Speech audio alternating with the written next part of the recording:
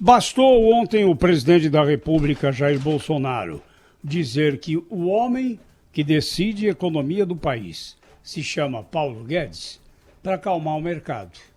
Apesar de toda a turbulência causada pela saída do ministro Sérgio Moro da Justiça, o mercado reagiu favoravelmente ontem. A bolsa subiu, o dólar caiu um pouco, só o euro que não. O euro teve uma subida. Mas o mercado se acalmou com a palavra do presidente, porque havia rumores de que Paulo Guedes também poderia seguir o caminho do ministro da Justiça, Sérgio Moro, principalmente depois do anúncio que foi feito na semana passada pelo general Braga Neto do Programa de Recuperação Pró-Brasil. E o presidente Bolsonaro deixou claro que quer ver o ministro Paulo Guedes alinhado com os demais membros da equipe, o que é desejável sempre, afinal de contas, é ou não é uma equipe? Equipe pressupõe entendimento, pressupõe coletivismo, todos juntos com o mesmo objetivo, não é isso? Equipe não é isso? Bom dia. Muito bom dia, José Paulo de Andrade, nossos companheiros aqui do Jornal Gente, aos ouvintes da Rádio Bandeirantes. E com esse movimento de fortalecimento de Paulo Guedes e também com as confirmações das indicações para o Ministério da Justiça e para o comando da Polícia Federal, a gente vai tendo uma ideia melhor do que será, talvez, essa nova fase do governo Jair Bolsonaro. É bom a gente lembrar que, do ponto de vista emblemático, de significado, de símbolo, a figura de Sérgio Moro é uma figura muito relevante no combate à corrupção. Agora, em termos de entrega no Ministério da Justiça, o que de fato ele colocou ali para funcionar ou não, aí já não há uma quase unanimidade como há em relação à posição anterior, né? Bem, hoje confirmados os nomes do advogado André Mendonça, até agora advogado-geral da União. Ele falou recentemente com a gente, semana passada, se não me engano, aqui no Jornal Gente. A gente vai colocar daqui a pouco para o nosso ouvinte alguns trechos dessa entrevista para que o ouvinte da Rádio Bandeirantes conheça o que pensa o novo ministro da Justiça. E também confirmou o nome de Alexandre Ramagem, que hoje é diretor da ABIN, Agência Brasileira de Inteligência, para o cargo de diretor-geral da Polícia Federal. Ramagem é um nome próximo a Jair Bolsonaro, já que ele foi o coordenador da segurança de Bolsonaro durante a campanha no pós-facada. Então, um momento muito delicado até na vida pessoal do atual presidente da República. E o advogado-geral da União, André Mendonça, agora novo ministro da Justiça, é uma pessoa que tem alguma ligação com grupos evangélicos e tem mostrado um excelente conhecimento jurídico, é uma pessoa que é bem vista nesse meio. Enfim, Jair Bolsonaro escolheu alguém que é um funcionário de carreira, com 20 anos já, ligado à Advocacia Geral da União para o Ministério da Justiça, e alguém que teve uma ligação próxima com ele, com a família dele, com os filhos, para a Polícia Federal. Fez isso, fez o que ele queria nessa área e fortaleceu Paulo Guedes para a gente agora ver os próximos passos. Bom dia, Cláudio Humberto, Rafael Colombo, Pedro Campos, conosco aqui no Jornal Gente da Rádio Bandeirantes. Muito bom dia a todos. Olha, um detalhe interessante é que a desistência, quem convenceu o presidente Jair Bolsonaro a desistir da indicação de Jorge Oliveira, que é o atual ministro-chefe da Secretaria-Geral da Presidência da República, foi o próprio Jorge Oliveira. Ele teve uma conversa franca com o presidente Jair Bolsonaro e, aliás, em uma demonstração inusual, digamos assim, né? Não é muito frequente a gente ver esse tipo de iniciativa, mas uma demonstração de lealdade com o presidente. Ele o convenceu de que não era a melhor, ele próprio não era a melhor escolha, que seria muito mais importante para o presidente escolher alguém que tivesse um relacionamento melhor, maior, mais fluido, mais frequente com, por exemplo, os ministros do Supremo Tribunal Federal. E aí o presidente Bolsonaro acabou por se fixar no nome de André Luiz Mendonça, que é um desses juristas terrivelmente evangélicos cotados para Segundo o presidente, ele é levemente evangélico, não é terrivelmente. Aí varia só a classificação, viu, Cláudio? O que as pessoas que trabalham com ele, eu conheço alguns advogados da União que trabalham com ele, dizem que ele é mesmo terrivelmente competente. e muito ponderado. Diz que é uma pessoa muito tranquila, muito ponderada. Aliás, a entrevista que fizemos com ele aqui no programa na semana passada, ele demonstrou isso, né? Mesmo aquelas provocações para ver se arrancava dele alguma crítica ou o que ele pensa do comportamento de alguns ministros do Supremo, ele sempre fez respostas muito cuidadosas e respeitosas em relação aos ministros. É menos mal, né? Não é assim nenhuma Brastemp, mas com toda certeza uma escolha muito melhor do que que seria o Ramagem.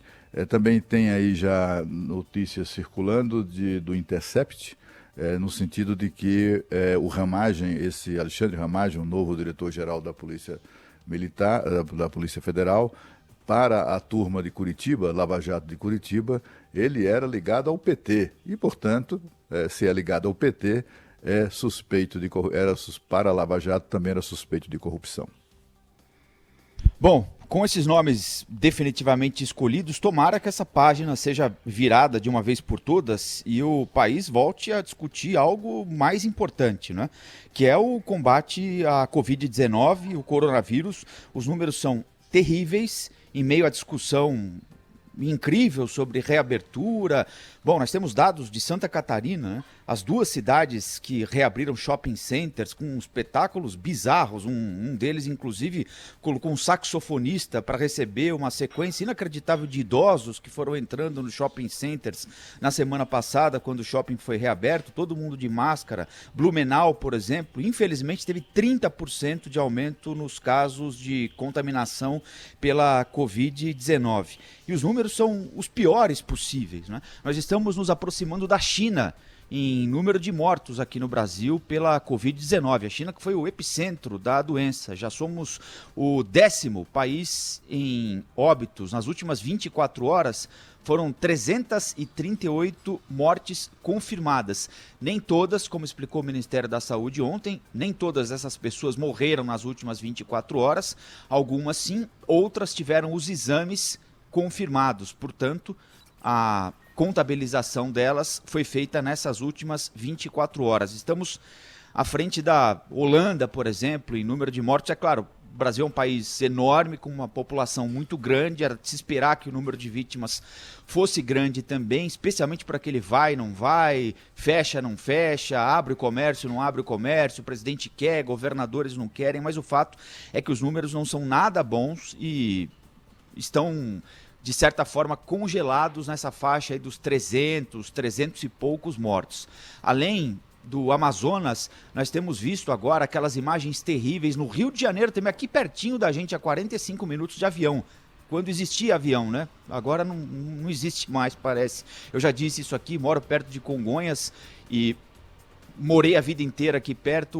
O barulho dos aviões é algo que faz parte do cenário de todos nós aqui nessa região da cidade de São Paulo e é inacreditável simplesmente imaginar Congonhas parado. Mas o Rio de Janeiro, a 45 minutos de avião aqui, está colocando corpos em containers, porque não há mais o que fazer com eles. Manaus está pedindo reforço de caixões, está empilhando caixões em valas comuns. Então, acho que é preciso colocar as coisas nos seus devidos lugares. É claro que Brasília é importante, que esse, né? Gosto mais do Moro, gosto mais do Bolsonaro, escolho esse, escolho aquele, tem de todo mundo ficar de olho nisso o tempo todo. Tem inquérito aberto agora contra o presidente da República, nós vamos mais uma vez para um presidente da República investigado na história recente do Brasil, né? O ministro Celso de Mello autorizou a abertura de inquérito pedido pela PGR para avaliar as denúncias feitas pelo ex-ministro Sérgio Moro contra o presidente da República. Algum azedume, né? E uma dificuldade ainda maior para a gente fazer o que precisa ser feito, que é salvar a vida agora. Eu não sei se a gente está fazendo o correto. Pelo menos publicamente, o novo ministro da Saúde tem tido um desempenho bastante questionável, né? Pode ser que ele tenha sido um gênio da porta para dentro, porque da porta para fora, e isso é importante também a essa altura aqui do campeonato, para comunicar, para passar segurança às pessoas. Ele não fala em outra coisa desde que assumiu o cargo, em receber informações. Não dá para, no meio da pandemia, ficar esperando informações, receber informações. O número 2 do Ministério da Saúde ontem vem dizer que o Brasil... Veja bem, o Brasil não é um país, hein? O Brasil é um continente. Existem regiões que são diferentes das outras. Não é? Muito obrigado pelo óbvio. Essa troca no meio do caminho, não que o ministro anterior fosse um gênio, nada disso. Agora, se vai trocar, é para trocar para melhor. Trocar no meio de uma pandemia, que estão morrendo 350 por dia, empilhando o caixão em vala comum para ficar esperando receber informação, é pedir um tempo que a gente não tem, né? São 8h10. Eu queria seguir no destaque trazido pelo Zé Paulo aqui, porque o ministro Paulo Guedes hoje será fortalecido com um dado que vai ser divulgado daqui a pouco numa entrevista coletiva pela área econômica do governo. Em dados do seguro-desemprego, vão mostrar que não houve uma explosão de desemprego no país. Eu recebi a informação agora há pouco de um dos integrantes da equipe econômica do Paulo Guedes e por volta das 11 horas da manhã, então, deve haver uma entrevista coletiva para trazer a atualização desses números. A equipe técnica está fechando os números, ainda não estão consolidados, mas já é possível afirmar que não há uma explosão de pedidos de seguro-desemprego. Uma pouca variação em relação ao mesmo período do ano passado, é isso que vai ser divulgado no fim da manhã de hoje. Já foram firmados mais de 4 milhões de acordos graças à medida provisória trabalhista, que foi assinada pelo presidente da República e teve a sua validade já imediata, permitindo uma negociação entre patrões e empregados para a preservação dos empregos. E parece que deu certo, pelo menos esse é um dado que vai nessa direção, mostrando que empresas e trabalhadores estão entrando em acordo para evitar demissões. Não é o balanço do CAGED, hein? Essa informação é importante. Trata-se, então, de um balanço de pedidos de seguro-desemprego, que, claro, ajuda a medir o desemprego no Brasil. O CAGED está com um problema de subnotificação, porque as empresas que estão em home office e algumas que não contam aí com apoio de escritórios de contabilidade não estão conseguindo preencher corretamente e, por isso, o dado do CAGED vai ser atualizado só lá na frente. Não há como usar esse índice como parâmetro no momento, né? E o seguro-desemprego também não é procurado imediatamente pelas pessoas que perdem emprego, né? Há um período, às vezes até pela dificuldade de você ir até uma agência da Previdência Social por causa da pandemia, restrições e tudo mais. Isso tudo também vai ser levado em conta. Mas, de qualquer forma, o governo federal vê o dado como positivo, deve divulgar isso por volta das 11 horas da manhã, então não há explosão de pedidos de seguro-desemprego até o momento registrado pelo governo federal. E nessa entrevista concedida há 10 dias pelo agora novo ministro da Justiça, André Mendonça, ele falou a respeito dessa questão. Só para colocar aqui para o nosso ouvinte, André Mendonça tem 48 anos, é formado em Direito em Bauru, pós-graduado em Direito Público pela Universidade de Brasília, funcionário de carreira da Advocacia Geral da União, atua como pastor também na Igreja Presbiteriana do Brasil, em Brasília de forma não remunerada. Nessa entrevista aqui pra gente, é claro, ele falou como advogado-geral da União, mas acho importante que o nosso ouvinte conheça um pouco o que pensa o novo ministro da Justiça, especificamente sobre esse caso que o Pedro trouxe pra gente aqui, sobre demissões no momento de pandemia e a ação do governo para minimizar as consequências do coronavírus. Foi isso que nos disse André Mendonça nessa entrevista exclusiva à Rádio Bandeirantes. Nós temos dois lados vulneráveis. Hoje o trabalhador é um lado vulnerável, mas o empresário também é tão vulnerável quanto o trabalhador. Se não se aceitar essa formatação, não é o trabalhador perder o emprego hoje, é perder o emprego para os próximos 24 meses, talvez, porque empresas vão fechar. Se não se desse a oportunidade dos sindicatos, eventualmente num segundo momento, se manifestarem, esses acordos seriam invalidados na justiça. Essa a declaração à Rádio Bandeirantes hábil, do né? advogado-geral da União, agora novo ministro, né, Cláudio? Você vê que ele é tão cuidadoso que ele, na verdade, isso aí é o seguinte, ele estava justificando a decisão do ministro Lewandowski, absurda, uma decisão ativista, né, como se fosse um juiz de trabalhista de primeira instância, de militante político. E ainda assim ele não criticou o Lewandowski, pelo contrário, até justificou um pouco, né, a decisão dele. Então, isso mostra como ele é atencioso nessa relação, e é uma indicação que pega bem no Supremo Tribunal Federal, né? Porque tudo que também o Supremo não quer, do ponto de vista institucional, é o ministro da Justiça com quem não fale, né? com quem não tenha relações, e esse é o caso de André Luiz Mendonça. Agora, o Ministério da Justiça virou superministério, não é? Até para dar mais superpoderes também, já que tudo era super, para Sérgio Moro. Até agora, o governo não sinalizou se mantém em segurança dentro, debaixo ali do guarda-chuva do Ministério da Justiça, né? Agora, eu achei detalhe. inteligente a solução encontrada pelo presidente Bolsonaro, porque ele encontrou uma solução caseira, né, Cláudio Humberto? Exatamente, alguém da confiança dele, né? Tem uma informação adicional que é o seguinte, com o deslocamento do André Luiz Mendonça para o Ministério da Justiça, tem o cargo dele fica vago, e com isso o favorito hoje é o chefe da Procuradoria da Fazenda Nacional, ele já foi consultor-geral consultor-geral da União, né? E também ele é muito ligado ao novo ministro da Justiça. Trata-se de José Levi Melo do Amaral Júnior. Ele é favoritíssimo para assumir o cargo de ministro-chefe da Advocacia Geral da União. Também da casa.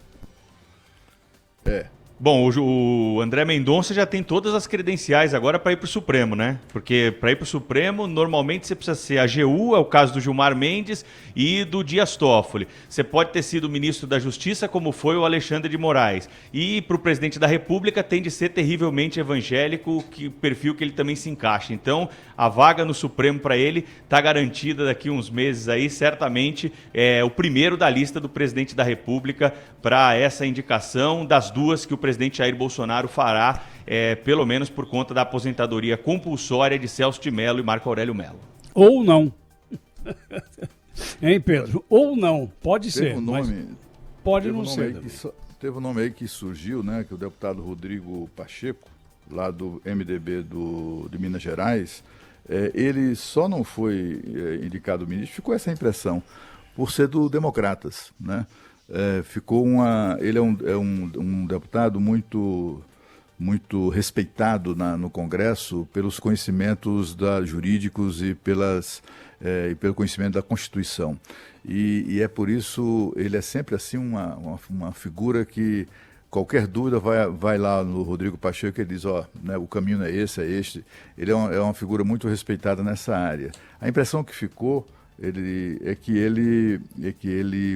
que era do MDB e agora é do DEM, essa filiação dele atrapalhou um pouco, porque é o mesmo partido, acabaria voltando a mesma coisa, né?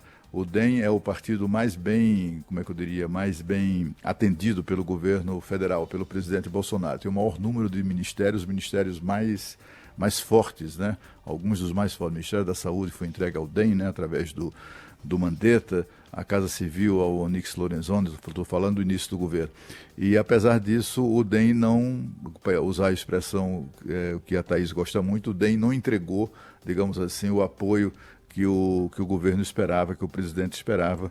E eu tenho ficou a impressão de que Rodrigo Pacheco não é o ministro da Justiça em razão da sua filiação partidária.